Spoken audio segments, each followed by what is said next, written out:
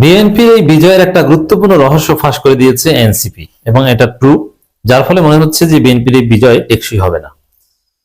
দেখেন বিএনপি কিভাবে জিতেছে এবং টেকসই হবে না এর অর্থ কি সেটা আগে বলি, নইলে আবার ভুল বুঝতে পারেন। একটা কথা বারবার বলি যে জনগণ ভোট দিয়েছে, বাংলাদেশের ইতিহাসে অন্যতম সুষ্ঠু নির্বাচন হয়েছে in spite of some result tampering engineering. 30 জায়গায় ভোট কারচুপি করে জামাতকে হারিয়ে দেওয়া হয়েছে। ওই কারচুপি ধরলেও বাংলাদেশের ইতিহাসের অন্যতম শ্রেষ্ঠ নির্বাচন, কিন্তু আমাদের প্রত্যাশা পূরণ হয়নি। কিন্তু in compare with others election যথেষ্ট ভালো নির্বাচন হয়েছে। অতএব জনগণ ভোট দিয়েছে, জনগণের এজেন্সিকে আমরা রেসপেক্ট করি এবং এই ভোটে বিএনপি 5 বছর পূর্ণ মেয়াদে দেশ চালাক এবং দেশের উন্নতি করুক, এতে কোঅপারেশন করতে এবং সার্বিক সহায়তা করতে আমরা প্রস্তুত। কিন্তু তারা কিভাবে জিতেছে এখানে, তাহলে বিজয় টেকসই হবে না এর অর্থ কি? টেকসই হবে না এর অর্থ এই নয় যে তাদেরকে 2 বছর পর বলবো যে আপনারা পদত্যাগ করেন এবং মধ্যবর্তী নির্বাচন দেন, না, এটা না। টেকসই বলতে বিএনপি যে পরিমাণ জনপ্রিয়তা নিয়ে ক্ষমতা এসেছে এটা 2 দিন পরে থাকবে না। অ্যাটলিস্ট স্থানীয় সরকার নির্বাচন তো হবে, উপনির্বাচন তো হবে, সেখানে দেখবেন যে বিএনপি ধরা খেয়েছে।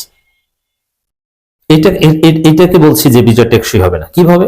কারণ বিএনপির যে জয়ের যে সিস্টেমটা যেভাবে হোক জিতেছে এবং এটাও একটা অর্জন, কিন্তু একদম অর্গানিক না। যেমন বিষয়টা এমন না যে বিএনপি সবচেয়ে বড় দল ছিল, জনপ্রিয় দল ছিল, তারা ক্ষমতা এসেছে, না। আমি দায়িত্ব নিয়ে বলছি 12 ফেব্রুয়ারি পর্যন্ত সবচেয়ে বড় দল ছিল জামাত ইসলামী এবং অধিকাংশ মানুষ জামাত ইসলামীকে একক দল হিসেবে সমর্থন করত। আপনি চারিদিকে তাকিয়ে দেখেন বিএনপির পুরনো লোকজন সব জামাত করত, বড় দল ছিল জামাত। কিন্তু বিএনপি জিতেছে মূলত আওয়ামী লীগের ভোটের সমীকরণে।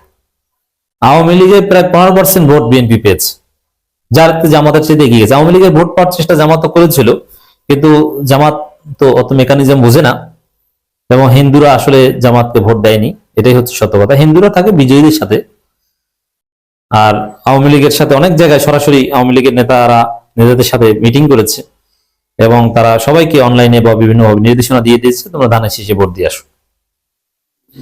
আওয়ামী লীগের ভোট ব্যাংক কাজে লাগিয়ে বিএনপি ক্ষমতা এসেছে, এটা হচ্ছে সত্য কথা।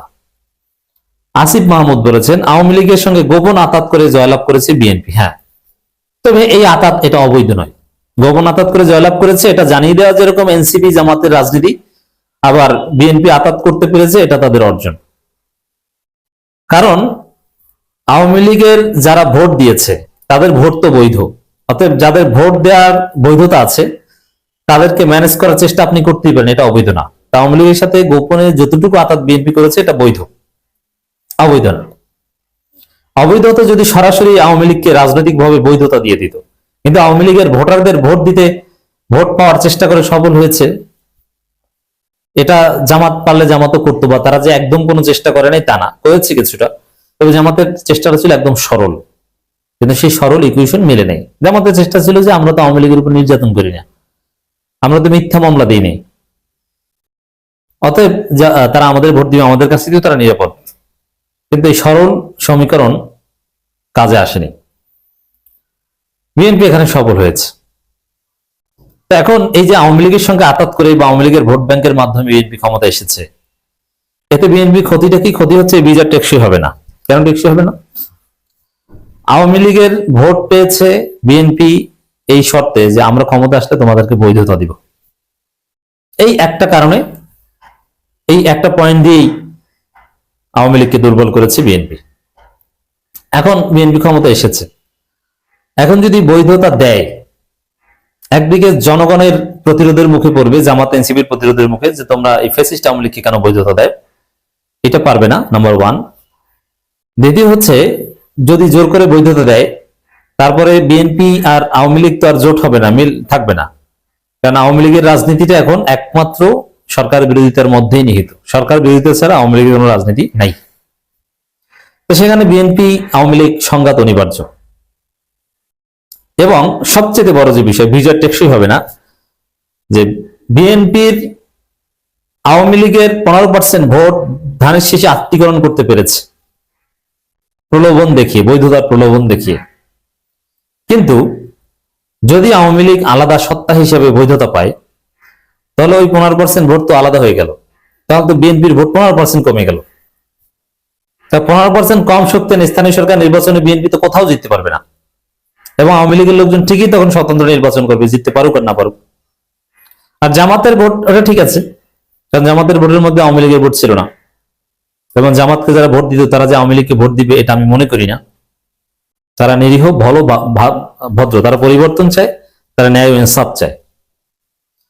তো এই বাস্তবতায় দর্শক, আওয়ামী লীগের সঙ্গে গোপন আতাত করে জয়লাভ করেছে বিএনপি, এর ফল বিএনপিকে পেতে হবে। কারণ ফল কি? অনিবার্যভাবে যদি বৈধতা দেয় তাহলে ভোট এমনিতে আলাদা হয়ে, বৈধতা না দিলেও ক্ষিপ্ত হয়ে তারা জামাতের সাথে মিশতে পারে যে আমরা ভোট দিয়ে ক্ষমতা এনেছি, এখন আমাদেরকে বৈধতা দিল না। আর বিএনপি তো প্রতারণা ভালোভাবেই পারে। তো এতে বিএনপির পক্ষে আসলে আওয়ামী লীগকে বৈধতা দেওয়া সম্ভব নয়। আওয়ামী লীগ বিএনপির মধ্যে একটা দূরত্ব অনিবার্য। তখন যাই ঘটুক 15% শক্তি বিএনপির নাই। অতএব আপনারা বুঝবেন স্থানীয় সরকার নির্বাচনে শুরু হোক।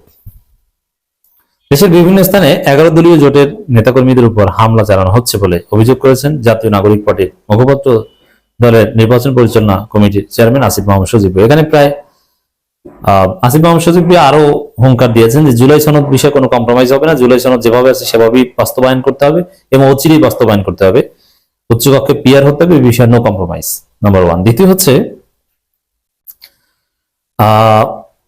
আওয়ামী লীগের সঙ্গে গোপন আতাত করে জয়লাভ করেছে বিএনপি, এটা নিয়ে রাজনৈতিক সমালোচনা চলবে বিএনপির বিরুদ্ধে, এটাও একটা সেটব্যাক বিএনপির জন্য। এবং 1000-এর উপর